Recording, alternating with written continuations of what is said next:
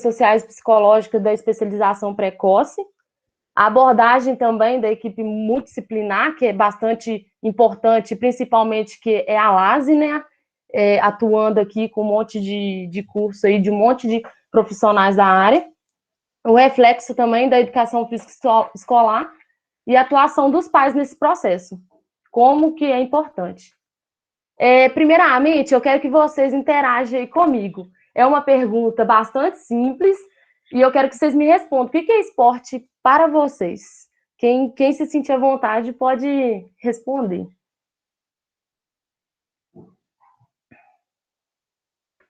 Se ninguém respondeu, eu continuo.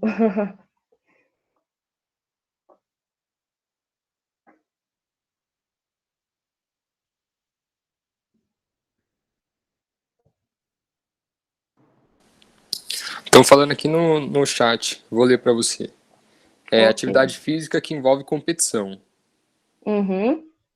Também.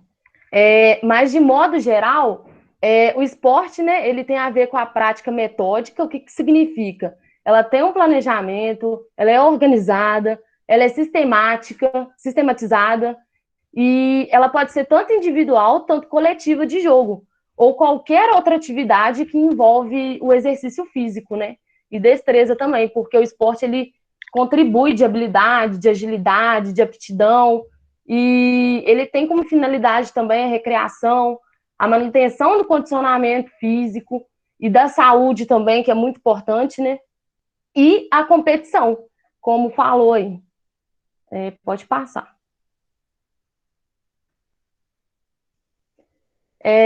Então, hoje, ultimamente, né, na sociedade, o esporte ele é visto muito como um foco assim, primordial para a formação das crianças, né? Porque, principalmente em escola, é onde as crianças têm mais contato com essas atividades, com esses exercícios, com essas modalidades. Então, acaba trazendo, né, benefício na formação física e moral também da criança, traz também um caráter, uma percepção de valor, atribui também a autonomia para o aluno ali, para a criança, não só na escola, né, como também dentro de casa mesmo, na escolinha de futebol e etc. Ela faz também com que traz uma socialização, um trabalho em equipe, ele também ajuda a criar vínculos de amizade, respeito com o próximo, atribui também de regras, né, porque você aprende ali as regras, então isso é muito importante para a sociedade, igual hoje a gente tem que seguir regras, senão pode acabar extrapolando alguma coisa, tem consequência depois disso, né? E hoje em dia também, os programas, os projetos sociais são fundamentais nesse processo, porque eles oferecem, tipo assim, abrange, encaixa as crianças para dentro desse processo. Então, faz com que elas criem oportunidades para ter um futuro melhor, para poder tirar elas desse mundo aí que traz malefícios, sabe? Então, os programas e os projetos sociais são importantíssimos nessa fase. O esporte também, hoje em dia, é um fenômeno muito grande, que conquista muita gente, igual tem Copa do Mundo, e é muito importante nesse processo. E com isso, né, cada vez mais a iniciação esportiva e a especialização precoce, que é onde a Marina vai falar depois, tem crescido bastante, porque está tendo um envolvimento das crianças no meio do esporte mesmo, muito alto, e com isso faz com que o esporte torne-se cada vez mais um fenômeno aí. Pode passar. A importância do esporte aí para o desenvolvimento infantil. O que é desenvolvimento? Desenvolvimento, né, o autor aí fala, o Heinrich, não sei falar em inglês, ela descreve, né, a soma dos processos de crescimento e também de diferenciação do organismo, que tem como finalidade levar o seu tamanho, sua forma, a sua função. E o autor, ele divide ela em fases. Aí tem aí a primeira fase, né, que é a de lactação, Aí depois tem a segunda, que é de bebê. Tem a terceira, que é a idade pré-escolar. Tem a quarta fase, que é a primeira infância escolar. A quinta, que é a infância escolar tardia. A sexta, que é a primeira fase puberal. E a sétima, que é a segunda fase puberal, que é a adolescência. Aí é muito importante considerar essas fases do desenvolvimento na iniciação esportiva, porque é um marco na vida da criança, né, do ser humano futuramente, porque dependendo desse contato que ele tem com o esporte, em alguma dessas fases, ela pode ser maléfica. Por quê? Por exemplo, a criança leva um empurrão na piscina. Ela pode ter um trauma de piscina futuramente, e com isso nem querer mais fazer as aulas e etc. Assim como também, se ela tiver uma base motora construída, sistematizada, organizada, planejada, ela vai ter uma segurança maior. Então, é muito importante considerar essas fases do desenvolvimento na iniciação esportiva. Para poder, né, para esses benefícios acontecer. E a iniciação esportiva, ela é bastante complexa. Ela não é fácil, sabe? Tem que ter um profissional especializado para estar acompanhando ali a criança na fase da infância dela, para poder estar colocando as características que são para elas, entendeu? Pode passar. Iniciação esportiva. O que é? Iniciação esportiva é o período em que a criança começa a aprender de forma específica. Ela tem um planejamento na prática esportiva, de uma ou mais modalidades, então ela pode estar fazendo aí a prática de uma, ficar só em uma, ou então estar só conhecendo as outras. E, tipo assim, ela tem como objetivo também de dar continuidade no seu desenvolvimento de forma integral, e não, vamos dizer assim, de competição. Não está sempre colocando ela ali numa competição regular. A iniciação esportiva, ela sempre dá continuidade no seu desenvolvimento, de forma integral. Ela nunca vai aplicar diretamente ali na competição. Falar, você tem que competir. Então, porque senão ela vai acabar sendo transformada em, vamos dizer assim, um mini adulto. Então, esse processo da iniciação esportiva, né, ela é bastante importante aí para a criança, principalmente nas relações sociais, igual eu falei. Então, tem que respeitar as características de cada uma, porque todo mundo tem a sua característica. Ninguém é igual a ninguém. Então, tem que respeitar, é muito importante. Igual eu falei também, né, é importante ter um profissional que seja capaz de ter essas habilidades aí para poder estar condicionando a criança na iniciação esportiva, e não só valorizar, né? O esporte também é competição, mas não só valorizar o esporte na competição em busca de formação de atleta, mas considerar também, principalmente, o fator educacional, né? No processo de ensino-aprendizagem, da criança estar ali numa sistematização, de estar sempre estimulando ali o desenvolvimento humano, motora, psicológica, social e etc. Pode passar. E Almeida, ele divide essa iniciação esportiva em 3 estágios. Aí a primeira, né, ele fala que é iniciação esportiva, que ocorre aí entre 8 e 9 anos. Aí nessa fase ele tem como objetivo o treinamento. E, tipo assim, a aquisição de habilidades motoras, as destrezas, realizadas, tipo assim, tudo de forma básica, de movimento, dos jogos, de cada modalidade. No segundo estágio, é entre 10 e 11 anos de idade, né, que é a fase do aperfeiçoamento desportivo. Aí, nessa fase, a criança ela já começa a participar de ações de cooperação, de colaboração, do processo em equipe, mais ainda. O jogo ali em si, né, ele já assume um aspecto social, onde as crianças ali, elas interagem com outras, e cada uma ali também, ela vai desempenhar um papel, né, a ser cumprido ali. E nessa fase também, já começa a introduzir os elementos técnicos fundamentais, as táticas, as regras, através dos jogos, né, educativos, já coloca as regras também, né, porque é um aspecto sócio-desportivo, então isso vai entrar também junto. Então, é uma fase muito importante para o aprendizado.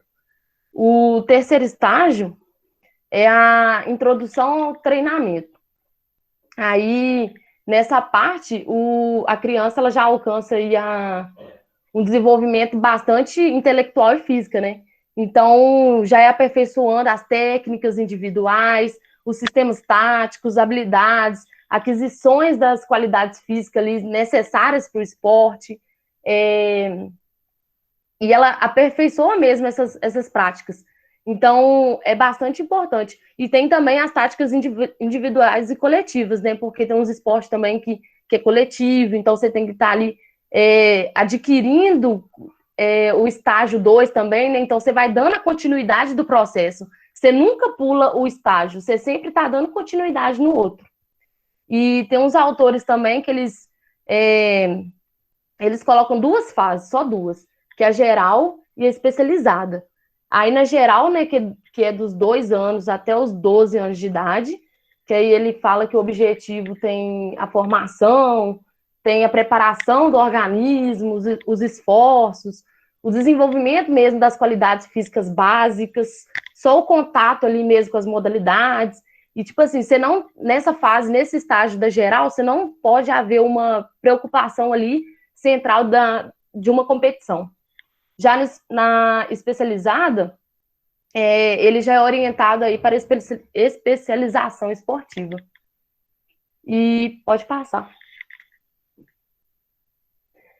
Aí, diante da iniciação esportiva, né, sempre tem os benefícios e malefícios da iniciação.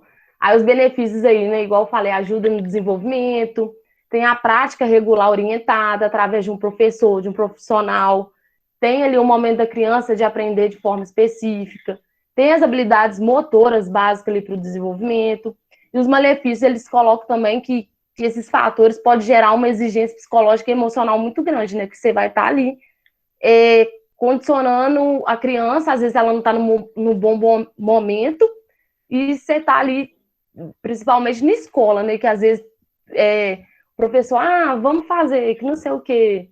Se você não fizer, você não vai receber nota, ou você vai ganhar falta. E tem também, às vezes, o lúdico ali sendo substituído pela performance, igual aí da competição. Aí já entra a especialização precoce. Aí a Marina vai dar continuidade.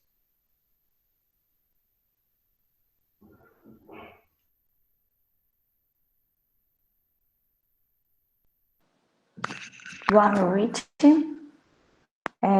Dando continuidade à apresentação, vou falar agora sobre a especialização esportiva.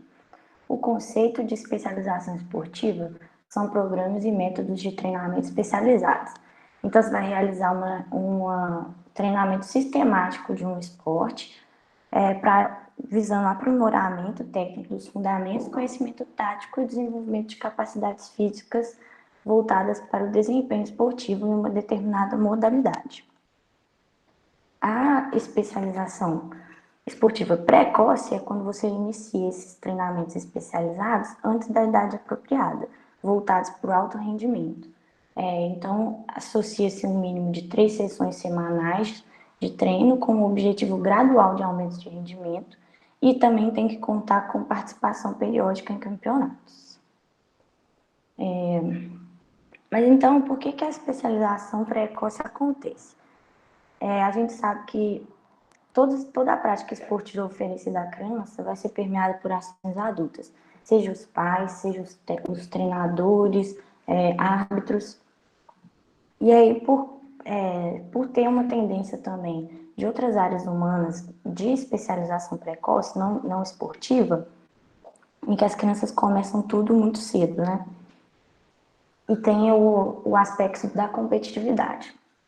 Então, essa busca pela competitividade em todas as áreas, não somente no esporte, vai ficando intrínseco na vida das crianças já, e elas são moldadas desde o início para ser o melhor na escola, o melhor no esporte. E eles têm que buscar esse êxito a qualquer custo. E as próprias federações, o Ministério da Cidadania, eles incentivam, de certa forma, essa especialização precoce, principalmente por meio de bolsas. Existe a Bolsa Atleta, não sei se vocês conhecem, que é um incentivo do governo federal, do Ministério da Cidadania, na pasta de esporte. E essa Bolsa Atleta, principalmente assim, um dos critérios principais para você ser aceito, para ser aceito na Bolsa, é você ter medalhas em campeonatos internacionais. E aí já deixa um pouco mais difícil de conseguir a bolsa, né? Então, desde pequeno, as crianças têm que começar a treinar para serem as melhores e terem as chances de ganhar as bolsas, ganhar os patrocínios. E os clubes também, por exemplo, eu coloquei aqui uma imagem do Minas Tênis Clube. O Minas é um clube famoso, né, daqui de Minas, mas especialmente BH. E ele recruta, assim, vários atletas do Minas ganham bolsas em escolas particulares de Belo Horizonte. Então, é um incentivo que mostra, respalda a especialização precoce também. Porque quanto antes você começar a treinar, mais tempo você vai estar treinando para ser o melhor e alcançar o êxito. Outros motivos são os pequenos, os talentos, né?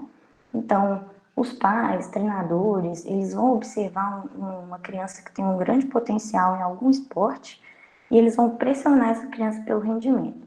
O treinador vai dar uma intensificada no treino, os pais vão querer que a criança se especialize para poder ter um futuro de prestígio. E isso também está bem relacionado com a importância crescente dos esportes de alto rendimento. Então, quanto mais os esportes vão se popularizando, mais dinheiro vai entrando nas modalidades e aí também, consequentemente, no salário dos treinadores, o prestígio que eles recebem. Aí eu coloquei aqui como exemplo o Neymar, porque a mídia é extremamente influente nesse sentido, né? A mídia veicula histórias de sucesso e aí cria uma falsa ilusão em várias crianças de que elas também podem conseguir, sendo que a mídia não mostra as pessoas que não conseguem. Então, fica alimentando uma falsa esperança em muitas crianças que elas vão virar um pequeno Neymar quando crescerem, né? Sendo que são muitas as histórias de fracasso. Mas aí, com essa ideia, né, de enriquecimento e prestígio, as crianças buscam a especialização precoce e os pais também, né? Outro motivo foi uma questão que a Alessandra comentou já, em relação ao afastamento de situações prejudiciais ao desenvolvimento da criança e do adolescente, com aproximação de situações de marginalidade, envolvimento com drogas, prostituição, trabalho infantil, com a ideia de que estaria preenchendo o tempo livre das crianças, e aí o esporte estaria funcionando como uma ferramenta de inserção social. E a gente pode observar isso muito nos projetos sociais, que cada vez mais surgem aí, e com crianças cada vez menores. Por exemplo, para ilustrar, coloquei uma imagem de crianças aprendendo a jogar tênis, né? Crianças bem pequenas. E outros motivos são a ausência de leis para a especialização precoce acontecer, são a ausência de legislação que regulamente a quantidade de horas, intensidade e objetivo dos treinamentos. A gente está falando aqui sobre iniciar em uma idade uma idade inadequada, né? Muito cedo, mas não existe nenhuma lei, nenhuma regra que fala qual é a idade ideal, qual a quantidade de horas, qual a intensidade dos treinamentos para crianças, principalmente porque uma fase, o desenvolvimento é muito diverso, né? Então a gente não consegue estabelecer uma meta. E também tem a ausência de adequação das competições infantis para padrões infantis. Então as competições infantis, elas são feitas por adultos no modelo da competição adulta. Então acaba que a competitividade é excessiva, o modelo com classificatória, eliminatória. E aí isso acaba que estimula as crianças a se especializarem antes para já se adequar naquele esquema competitivo desde pequenas. Mas então, a especialização precoce, ela tem algum benefício? Tem. As crianças, elas são seres muito criativos, cheios de energia, e eles têm muita facilidade de aprendizado. Então, você vai estar estimulando capacidades das crianças. Vai estar estimulando autonomia, uma base motora. E aí, também, só que isso é mais com iniciação esportiva, que foi o que a Alessandra já falou, dos benefícios. Como a especialização precoce, um ponto positivo, por exemplo, é estimular a adquirir disciplina e persistência. Só que aí vai ter muitos malefícios que podem estar associados, que é quando você está especializando a criança em um determinado esporte, ela vai estar com o repertório motor reduzido por não estimular outras atividades, e aí isso leva a uma unilateralização do desenvolvimento da criança, que deveria ser plural. Mas aí entra uma pergunta muito importante, uma reflexão. Eu falei que a gente não sabe determinar uma idade, qual a intensidade, mas será que a criança também tem capacidade, tem autonomia para escolher se ela vai se desenvolver ou não num determinado esporte? Porque, nesse sentido, os pais, os treinadores, eles vão estar sendo um modelo ali para a criança, de como se espelhar, o que fazer. E a criança, ela talvez não tenha capacidade de decidir se ela quer se especializar, por exemplo, na ginástica. Ela às vezes não teve contato suficiente com todos os esportes, então a criança ela é muito frágil nesse sentido e a gente deveria dar para ela várias opções para ela ver o que ela mais gosta e ter uma certa autonomia de escolha se ela quer ou não se desenvolver naquilo.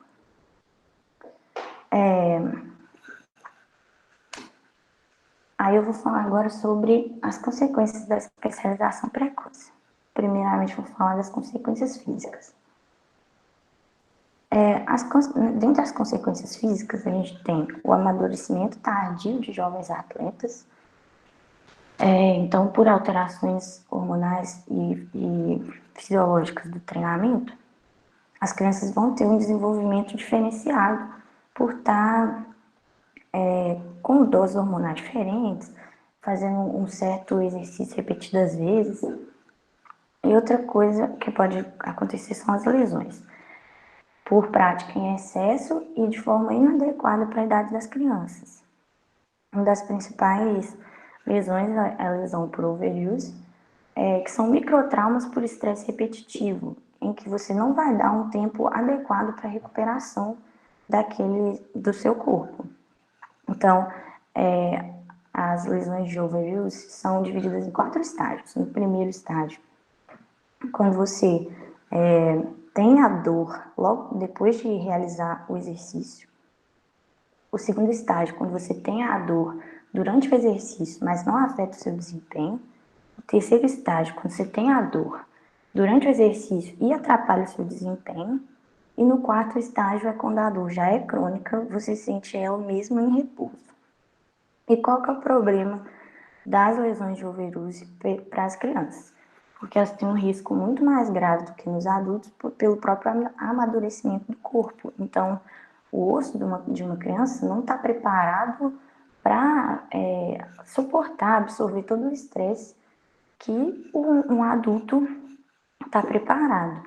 Por exemplo, uma criança que joga beisebol, um arremessador, ele ainda não tem muito conhecimento da biomecânica do arremesso para receber a bola e mover a mão, o pé e absorver o impacto. Então, ele pode acabar tendo uma epicondilite que vai ser muito mais grave do que num jogador adulto de beisebol. Outra consequência física vai ser o overtraining, que é quando tem um treinamento excessivo.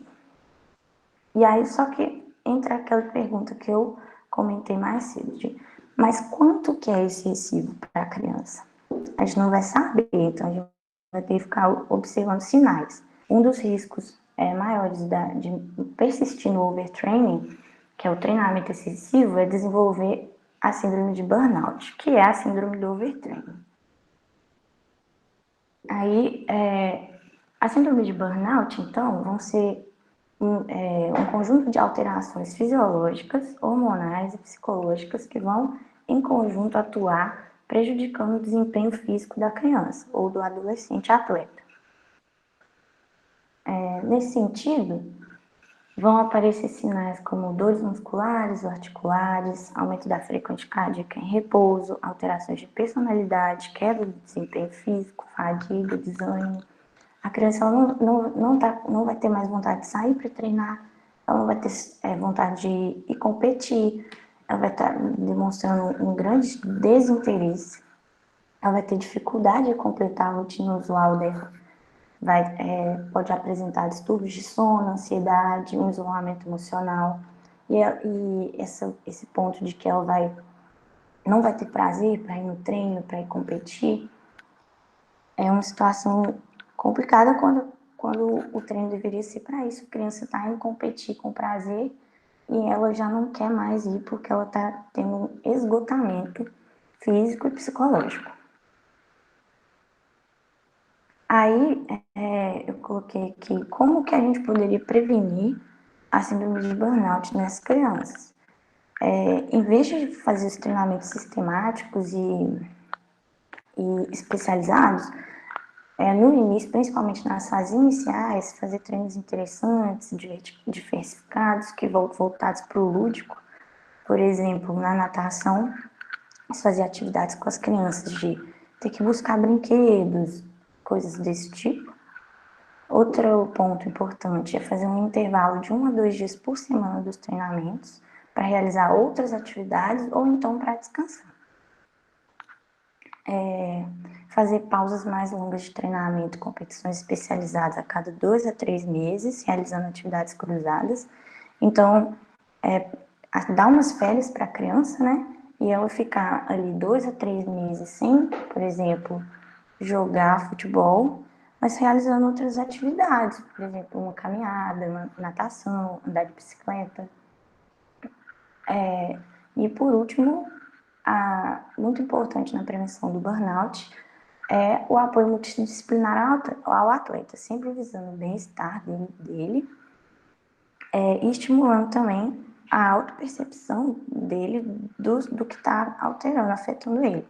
Como criança e adolescente não tem uma maturidade psicológica muito avançada, a gente tem que auxiliar ele para ele perceber alguns sinais de fadiga e de situações de estresse que ele não consegue lidar, para estimular também o autocuidado. Aí agora eu vou falar um pouquinho das consequências psicológicas e sociais.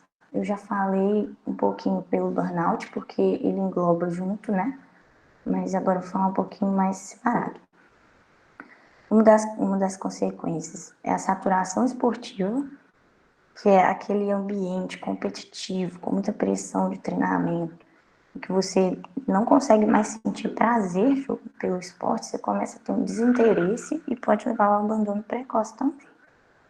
Porque a criança não está mais aguentando aquele tanto de treino e não sente prazer com aquilo, então ela acaba tendo desinteresse e abandono. Outro problema é a formação escolar deficiente, porque muitas vezes a criança ela está indo treinar muito cedo, ou então ela treina por um período muito longo, aí ela acaba não tendo tempo para estudar, tendo que faltar à escola, ou então ela não consegue se dedicar aos estudos fora do horário de aula. Durante o horário de aula ela está cansada, tem muitas competições também, então pode prejudicar bastante a formação escolar da criança. Aí tem a unilateralização do desenvolvimento, que eu falei mais cedo, no sentido de que a criança ela vai estar fazendo sempre os mesmos movimentos, ela vai poder perder assim, a riqueza da base motora que ela poderia desenvolver realizando múltiplas atividades. E outra consequência é a reduzida participação em jogos, brincadeiras, atividades infantis. Então, a criança, ela vai ter que treinar muito, ou o adolescente, no caso, e aí eles acabam não indo em jogos, não vai brincar com os amigos, não sai com os amigos, e isso pode prejudicar bastante o desenvolvimento da personalidade da criança na infância. Outro problema é o estresse de competição. Aquele ambiente extremamente competitivo pode gerar na criança várias coisas, né? Principalmente insegurança, um medo de falhar, uma pressão para demonstrar resultados, apresentar resultados bons, né, durante a partida, o treinamento e durante a competição em si. A gente mesmo que já é bem mais velho, quando a gente vai competir, a gente fica meio com aquele medo, e aí a gente, conforme a gente vai treinando mais, adquirindo mais experiência com o esporte e as competições, a gente vai tendo menos desses efeitos. Mas a criança, ela não tem se a gente que demora um pouco para adquirir essa maturidade, a criança, ela não tem essa capacidade emocional ainda. Então, muitas vezes ela vai ter esse medo do julgamento, medo dos pais de falhar, vai ficar com a autoconfiança ameaçada, autoestima ameaçada. E aí ela vai poder apresentar situações de insônia, cefaleia, ansiedade, inapetência, agressividade, tanto antes do jogo, antes da competição, pela ansiedade para aquela competição, quanto durante a competição mesmo, isso pode atrapalhar o desempenho dela. E isso vai variar também de acordo com o nível de importância da competição. Então, quanto maior o campeonato, mais pressão em cima daquela criança. E também se ela tem fases classificatórias, por exemplo. Então, a criança, ela não só tem o medo de falhar, medo de não ser boa, ela começa a visualizar situações negativas, tipo assim, ela consegue se imaginar perdendo, ela sente que ela não vai conseguir, ou então, quando ela sente que ela vai conseguir, ela se pressiona para manter o nível elevado, porque ela passando na fase classificatória, ela vai ter um outro momento que ela vai ter que demonstrar novamente a capacidade. Outra consequência é o isolamento social, porque apesar do esporte ser uma ferramenta de interação, quando a criança está se especializando, ela muitas vezes vai ter que estar ali focada no treino, treinar bastante e acabar se afastando, tendo um isolamento da interação com as outras crianças. E um outro problema é o sentimento de exclusão do mundo esportivo. Então, quando a criança fracassa, quando ela tem uma desilusão, ela percebe que ela não é boa naquele esporte, ela se sente excluída do mundo esportivo, muitas vezes ela nem tenta participar de outro esporte. Acredito que vocês conhecem várias pessoas assim, que falam que não sabem jogar nenhum esporte, mas nem tentaram. Na verdade, tiveram alguma experiência muito ruim em algum outro esporte, e aí não tem nem coragem de tentar participar de novo, ou é um trauma muito grande, que a pessoa não quer passar por isso de novo. Por fim, eu vou falar sobre o dropout, que é o abandono da modalidade, do esporte. E existem 3 eixos principais de razões para o abandono precoce do esporte. Primeiramente, as restrições intrapessoais. Nas restrições intrapessoais, a pessoa não está sentindo mais, a criança, o adolescente, não está sentindo mais prazer em realizar aquele esporte. Ela não sente mais prazer em ir para o treino, ela se sente muito pressionada, estressada, ela se sente assim, fracassada, às vezes ela acha que ela não tem competência física o suficiente, ou ela não percebe um crescimento no desempenho dela, acaba sendo um fator para ela desistir. Também tem as restrições. E outra coisa nas restrições intrapessoais é que ela pode não ter uma boa relação com o técnico ou com a equipe, e aí isso também desestimula ela. Mas nas restrições interpessoais, Tem a pressão dos pais, que é um fator muito importante. E nas restrições estruturais, está mais relacionado com o tempo que ela vai gastar de deslocamento para ir treinar, recursos financeiros, ter que se deslocar muito para viajar também, não ter tempo para fazer outras atividades com outras crianças, não poder fazer o que ela gosta, né? Aí, em relação a isso, eu vou fazer uma parte especial voltada para os pais, porque os pais são muito decisivos, assim, na, na, na decisão da vida da criança. Então, os pais, eles podem exercer uma influência positiva ou uma influência negativa. Vai depender do comportamento deles diante da criança e do esporte. Então, quando a influência é positiva, isso pode trazer para a criança muito mais estímulo, ela vai levar aquela experiência como uma experiência positiva para ela. E a influência negativa pode trazer todos aqueles problemas que eu falei mais cedo, principalmente relacionado com a pressão, que um dos maiores problemas dos pais é a pressão por resultados. Aí, diante do comportamento dos pais, existem 3 tipos de envolvimento, que é o subenvolvimento, o envolvimento moderado e o superenvolvimento. No subenvolvimento, os pais eles estão desinteressados, eles não participam muito da vida esportiva do filho, eles não vão nos treinos, nunca foram, não perguntam como que foi o treino quando a criança volta, não vai nos jogos, ou então vai e não presta atenção no jogo. Eles jogam a responsabilidade do cuidado da criança para o treinador.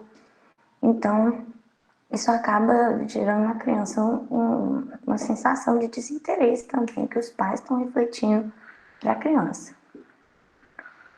O envolvimento moderado seria o adequado, né? Que é quando os pais eles têm um envolvimento, eles estimulam a criança na medida certa, eles tentam entender o que a criança está sentindo e dar um apoio incondicional para ela nesse sentido.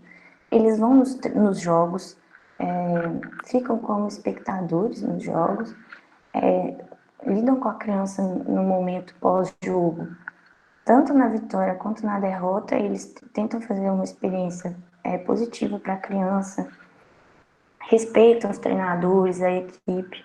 Agora, no super envolvimento, são aqueles pais mais controladores, mais explosivos, que vão em todos os jogos, aí briga com o treinador, briga com o árbitro, com as outras crianças do time, xinga, gera um ambiente hostil e eles pressionam muito pelos resultados. Então, para a criança, aquilo não é uma experiência prazerosa, vai ser muito, assim, uma pressão mesmo pelos resultados.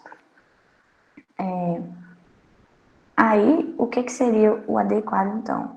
Os pais entenderem que eles não devem pressionar a criança, sim estimular, e que eles têm que compreender os objetivos da criança no esporte, se ela está gostando ou não, eles têm que compreender o que ela sente e apoiar acima de tudo. Então, se ela quer desistir, se ela quer trocar de esporte, ou se ela quer iniciar, eles têm que estar abertos a ouvir as crianças e ter atenção aos sinais, principalmente os que eu falei para a síndrome de burnout, para perceber como a criança está e não prejudicar o desenvolvimento dela.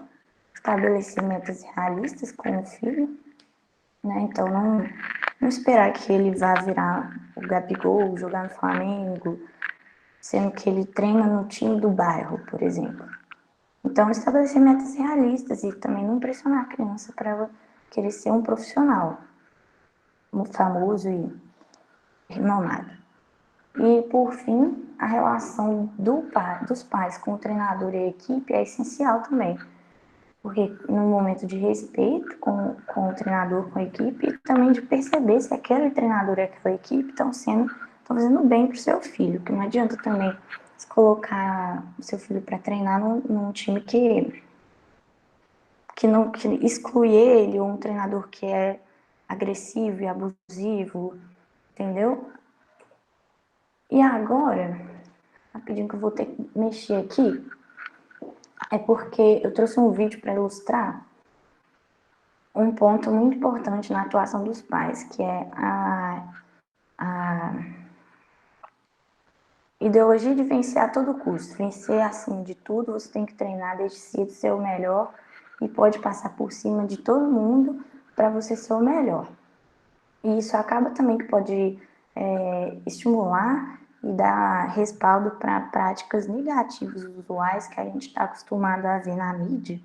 Por exemplo, de falsificação de certidão de nascimento para a criança ser elegível num time, né, numa categoria X.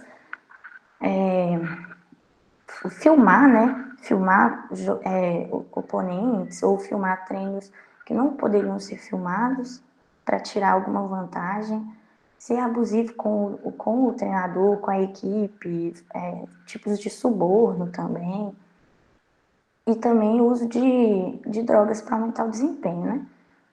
Aí tudo isso pode ser respaldado pela ideologia de vencer a todo custo e não é interessante. A criança vai estar se envolvendo nesse meio prejudicial com atitudes ilegais, né? Aí eu trouxe esse vídeo, mas eu vou ter que rapidinho abrir aqui, só para mudar.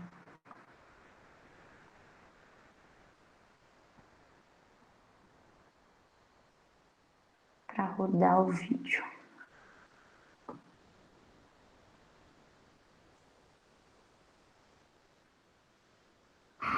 Okay. It's a straight. Tá dando certo? Alguém pode me responder? Tá sim. Tá. Obrigada. Vou colocar. Shot. You got this. How are you feeling? I'm nervous. My son was being tested as an athlete, but I was being tested as a father. What I said then would help shape the man Joe would become. Nerves are for losers. What you're feeling is excitement, because for the first time in your life, you're doing something that actually matters. These other kids, they want you to choke because you're king of the mountain, and they're climbing to reach you. You've got to be ready to step on their fingers. That sounds mean. They would do the same thing to you. Now get out there and take what is ours. And have fun.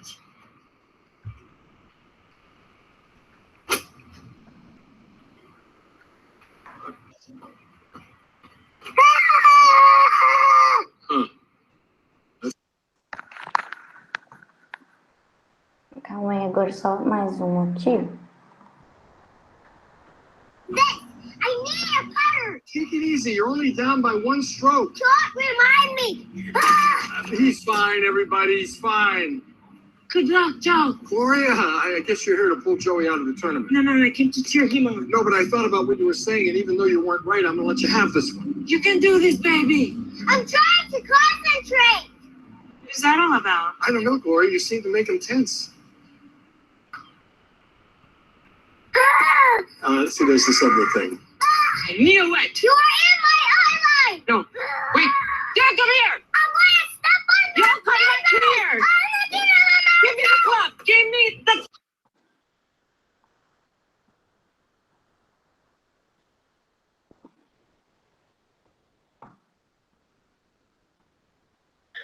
Chocada. Pronto, eu trouxe para ilustrar, que é da série Modern Family. Imagino que muita gente já deve ter visto, ou já ouviu falar, pelo menos. E eu achei que encaixou certinho na apresentação, porque mostra como que ele está incentivando uma criança a ser o melhor. E aí, quando a criança vê que ela não está conseguindo, ela tem um acesso de raiva, e ela quer brigar com a outra criança e quer pisar nos dedos dele, né, igual ele fala. Aí eu trouxe para ilustrar mesmo, que é uma coisa que realmente acontece bastante.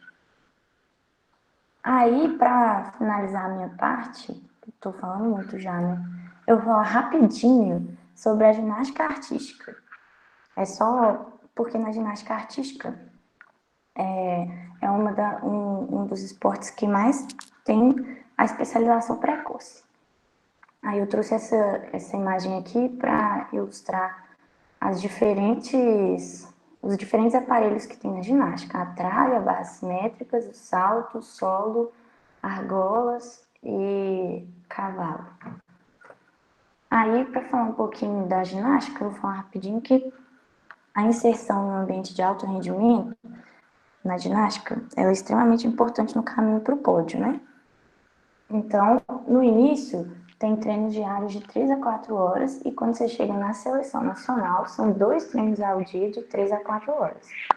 A recomendação na ginástica seria de que os treinos intensivos iniciassem por volta de 11 horas, tendo cerca de 15 horas semanais de treino, que seria o razoável para crianças pré-púberes e púberes. Porém, não é isso que acontece. As crianças, elas começam a treinar na ginástica treinos intensivos por volta dos 8 anos, sendo que em alguns locais inicia bem antes.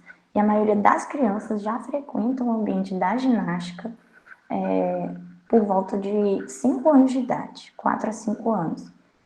Aí eu trouxe aqui a comparação com o atletismo, só para vocês verem que o início dos treinos é muito diferente e a idade média para participar da Olimpíada também.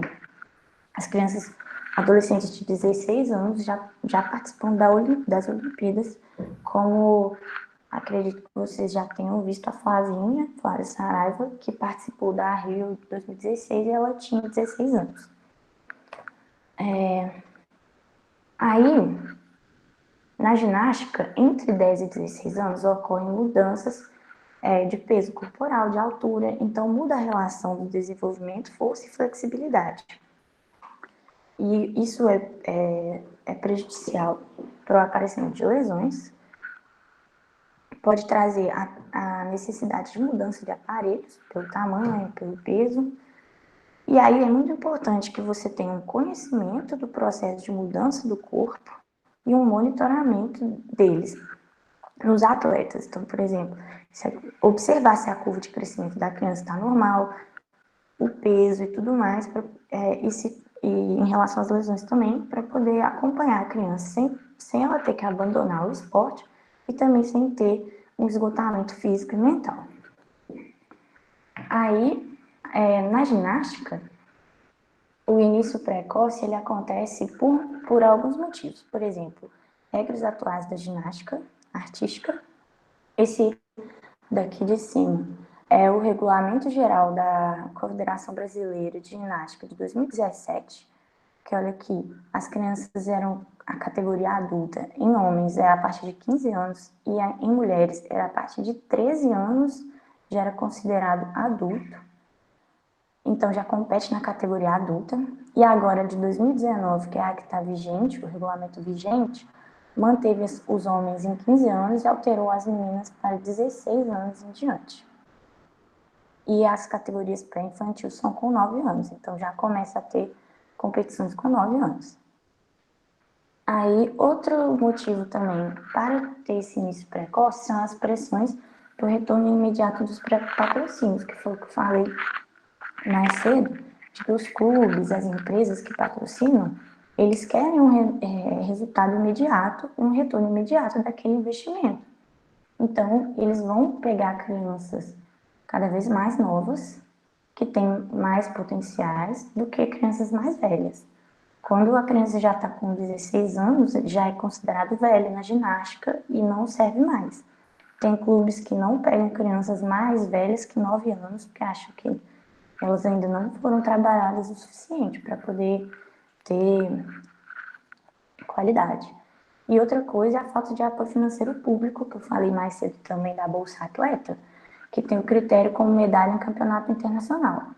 E no caso da ginástica, seria no sul-americano. Então, as crianças já têm que ter medalha no sul-americano, então elas têm que começar a treinar muito cedo para conseguir ter essa chance de medalhas e ganhar a bolsa. E aí, para finalizar mesmo, eu trouxe aqui de curiosidade que a Fabiana Müller e a Helena Zibaeva da Rússia, ambas são atletas do salto com vara, mas elas começaram na ginástica. A Fabiana fez 9 anos de ginástica Enzi Baeva fez dos 5 aos 15 anos, 10 anos de ginástica. A Fabiana teve que trocar, saiu da ginástica porque ela começou a crescer muito, aí ela tem 1,72 m, então na barra ela já encostava o pé no colchão, então ela não conseguia executar os exercícios. E a Enzi Baeva também cresceu e foi considerada velha com 15 anos, eles consideraram que ela já estava velha para a modalidade. E aí ela tem 1,74 m. Aí elas foram para o salto com vara e elas são muito boas nisso. É isso. E para fechar, só de curiosidade, a Flávia Saraiva, do Brasil, tem 1,45 m. Ela está com, acho que, 21 anos. É isso. Agora o Augusto vai falar mais um pouquinho aí para terminar.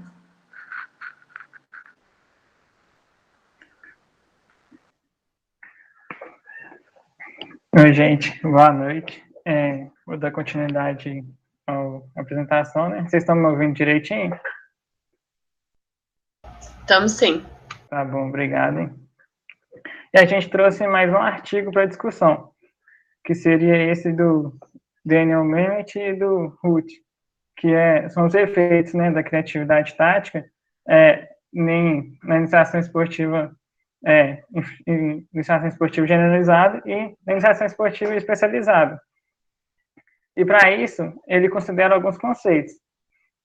Ele considera que iniciação esportiva generalizada exercício de situações, né, de diferentes modalidades, mesmo que se tenha um foco em um só esporte. Já a iniciação esportiva especializada seria o treinamento, né, exclusivamente daquele esporte, tendo né, o desenvolvimento de habilidades motoras específicas. E o conceito de especialização precoce que ele traz nesse artigo é o de Giant, que seria o treino intensivo de uma única modalidade por mais de 8 meses. Pode passar, Marina, por favor. E como que ele realizou esse estudo, né? Ele pegou uma série de crianças com em média 7 anos de idade e dividiu eles em 6 grupos experimentais, que seria o futebol específico, o handebol específico, o hóquei específico. Esse hóquei seria o hóquei no campo, o futebol não específico, o handebol não específico e o hóquei não específico. Esse estudo demorou 15 meses, apresentando 3 testes, que o primeiro foi no início, antes de começarem o treinamento, o segundo foram 6 meses de treinamento, e o último foi aos 15 meses, que foi no último mês de treinamento. E por que aconteceu isso?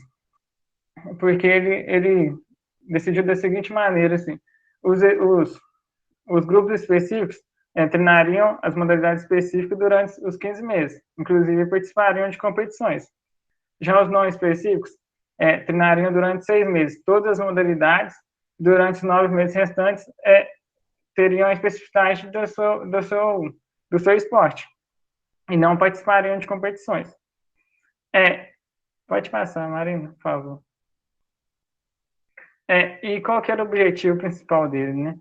Seria verificar os efeitos da iniciação esportiva generalizada e especializada na criatividade tática em longo prazo.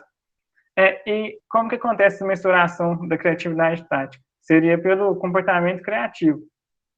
E o comportamento criativo, ele tem como princípio dois aspectos, que é a originalidade, que seria a inovação que o atleta teria para solucionar uma situação de jogo, por exemplo, né? Uma exclusividade dele pode ser. E a flexibilidade seria a capacidade dele pensar em diferentes maneiras para solucionar diferentes aspectos, situações de jogo. E as coletas de dados, né, aconteceram com monitoramento desse comportamento criativo, através de diversas situações, né, que também exigiam bastante habilidades motoras. E como resultado, ele analisou que em todos os grupos experimentais houve uma evolução, tanto na atuação dos esportes, quanto na criatividade tática. Você pode passar, Marina. Só que a gente pode notar uma coisa interessante, e aqui eu trouxe o futebol para a gente analisar melhor.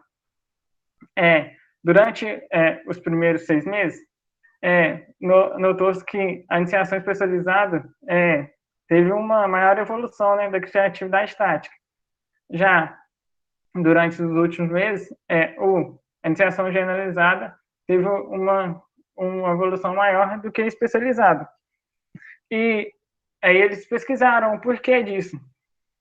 E eles acharam que as habilidades motoras, técnico-táticas, são adquiridas em um menor prazo de vivência com aquele esporte. Já ao contrário, né, a capacidade criativa, né, a tomada de decisão criativa, se desenvolve a longo prazo. Inclusive, não é necessário que ele se jogue, né, especificamente naquele esporte, né, só exclusivamente naquele esporte, para que ele se especialize, né, para que ele tenha essa criatividade tática, né. Tanto é que quando os grupos não específicos começaram a ter o foco principal no esporte, no caso aqui o futebol, eles notaram que as crianças tinham uma visão de jogo maior do esporte, um repertório de habilidades motoras maiores, que advém também das outras modalidades.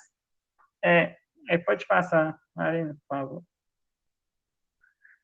E com isso, eles conseguiram trazer algumas reflexões do estudo.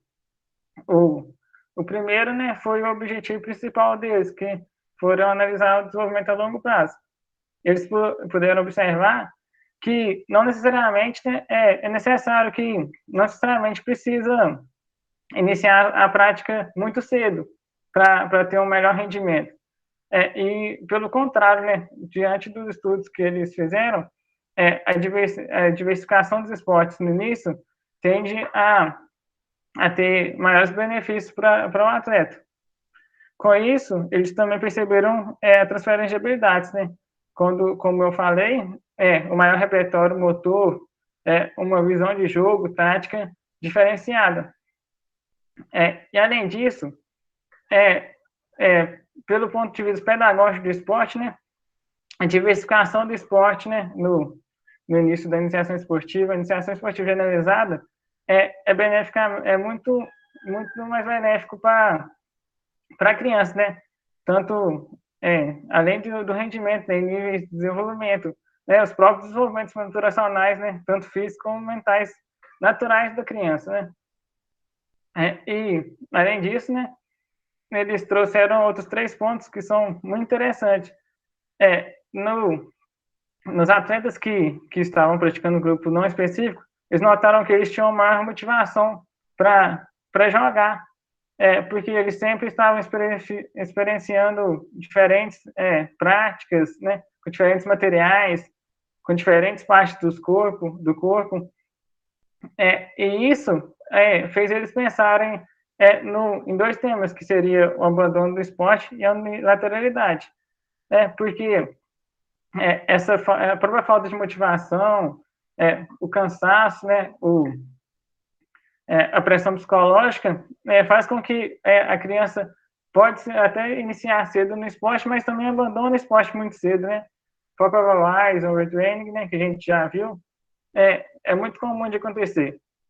E a unilateralidade, né, que com a diversificação do esporte, a gente acaba evitando isso, né? Evitando os desequilíbrios musculares que a gente encontra, né, com os esportes específicos, com essas restrições de movimento que a gente encontra no esporte específico, né. E sobre o artigo, a gente conseguiu notar mais ou menos isso, né. Estou falando rapidinho porque já até excedeu o tempo, né. Aí pode passar, Marina, por favor. Agora a gente vai trazer um ponto muito importante, que é sobre a equipe multiprofissional, né? E que é um tema muito interessante para a LASA também, né? Pela multidisciplinaridade que existe na LASA.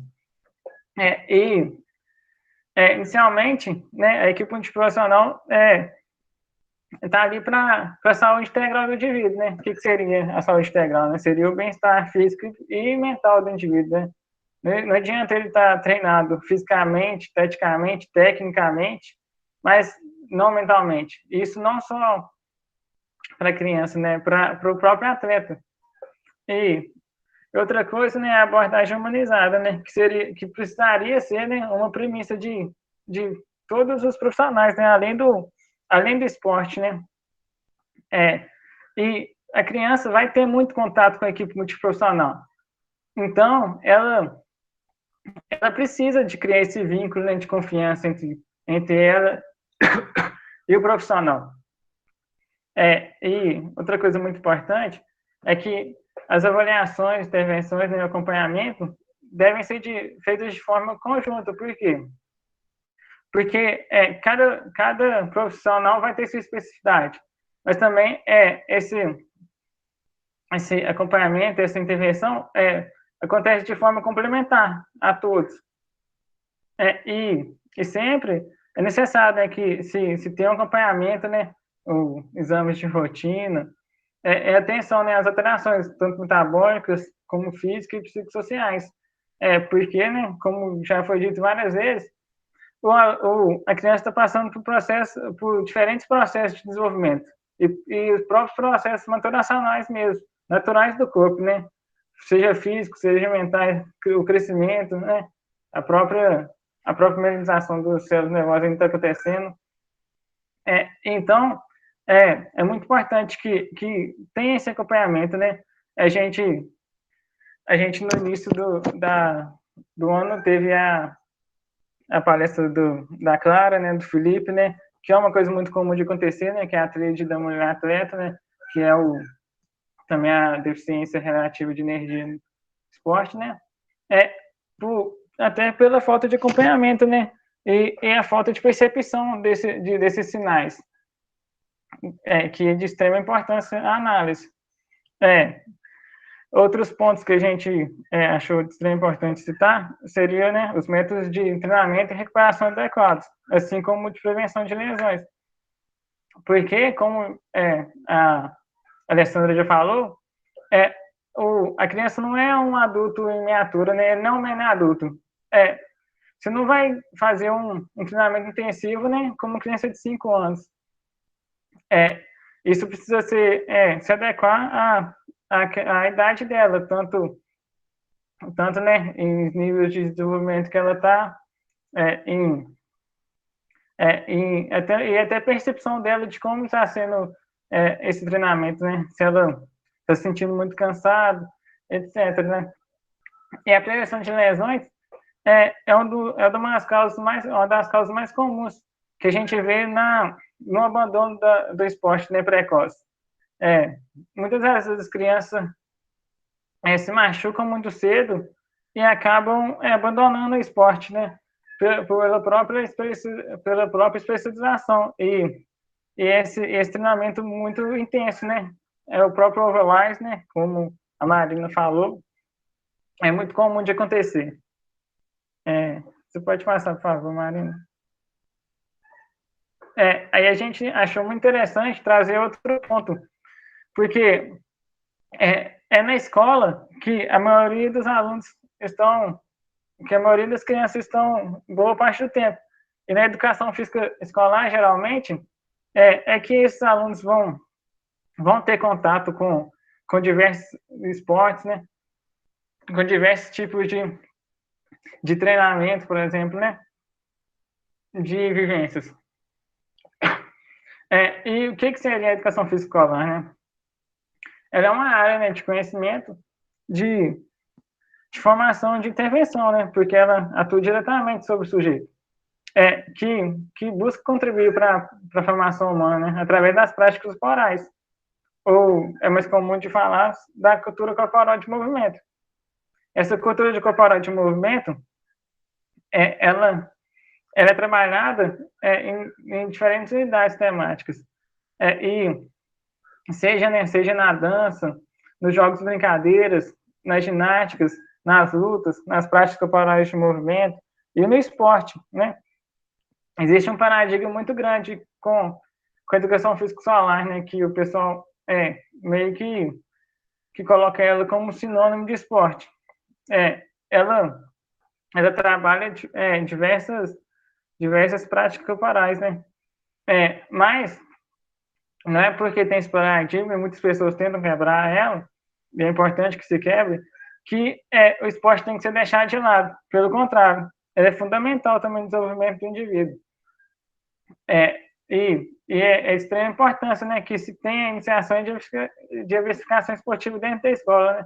E não com foco voltado para o rendimento, e sim para o conhecimento mesmo, né, para a aprendizagem, né, para a reflexão daquele aluno, na própria reflexão do que isso é bom para a vida dele, né?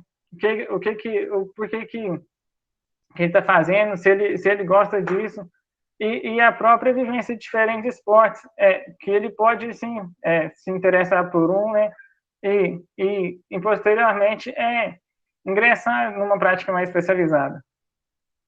E outra coisa que a gente tem que ter em mente também porque não é simplesmente o professor de educação física chegar lá e passar o esporte para a criança. O esporte da escola, ele precisa se adequar à realidade daquela turma ou daquela comunidade que está ali inserida, né? Ela é muito importante, né, que você tenha uma prática que melhor contribua para aquela criança, para aquelas crianças. Então, o esporte da escola pode acontecer de maneira adaptativa, de maneira lúdica, da maneira que o professor sente que melhor vai contribuir para aquela criança, né? E eu falei um pouquinho da cultura corporal do movimento, e a própria BNCC, depois vocês verem, que é a Base Nacional Comum Curricular, que os professores seguem, fala que é necessário, né, que trabalhe na prática a cultura corporal de movimento em sua diversidade e de maneira crítica e reflexiva. E o que seria isso, né? Seria o trabalho das práticas corporais com a criança de maneira que ele possa pensar o que isso interfere no seu modo de ser, né? O que isso contribui para a formação dele, para o desenvolvimento dele. E próprios termos transversais também, né, como inclusão, gênero, que o esporte faz com que a gente consiga trabalhar esses temas, né? E assim você tem um desenvolvimento integral do aluno. E por último eu trouxe aqui o desenvolvimento psicomotor. E o que a gente pensa com psicomotricidade, né? Que para a gente procurar no dicionário, né, é o estudo, né, do aspectos psicológicos, cognitivos e motores da criança. E é exatamente isso que a gente tem que buscar na escola, né? É o desenvolvimento de todos os aspectos. E sempre lembrando, né, que a criança está passando por diversos processos de desenvolvimento. Então, você tem que adequar a prática àquela criança, né? E a gente já está acabando.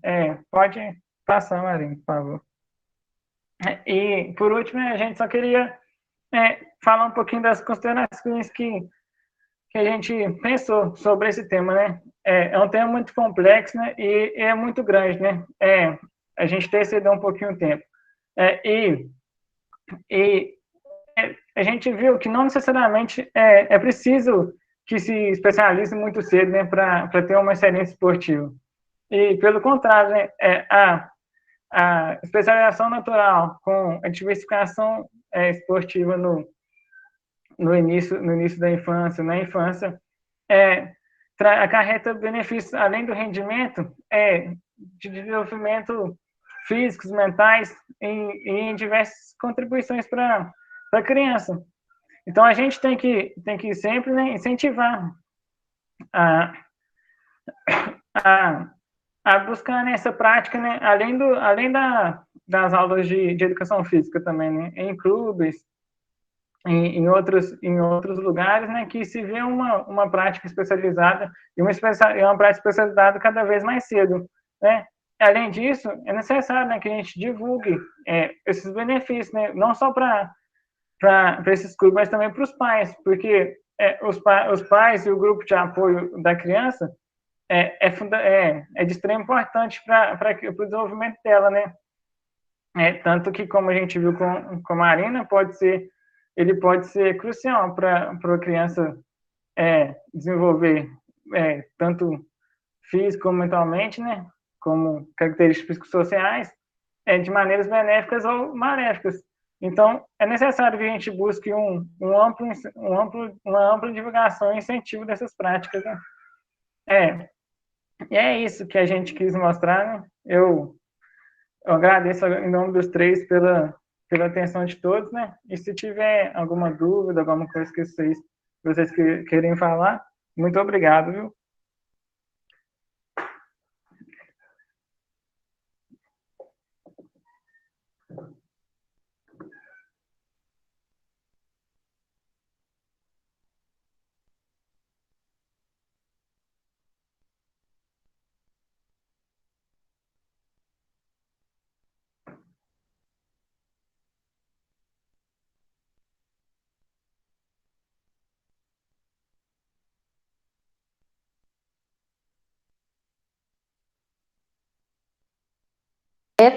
Muito bom o slide também, viu? Achei muito didático. Gostei muito. Quero saber se alguém quer fazer alguma pergunta para eles, se alguém ficou com alguma dúvida. É um tema, assim, que dá muita polêmica, né? Dá bastante discussão. Mas, assim, a gente também já estendeu um pouco o horário, né? Aí, acho que imagino que vocês devem estar cansados também. Mas se alguém tiver alguma pergunta, acredito que eles estão à disposição aí.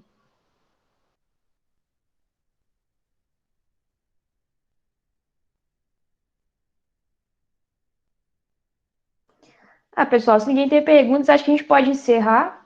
Parabéns de novo pro grupo, foi muito bom, viu? E daqui 2 semanas tem mais, então.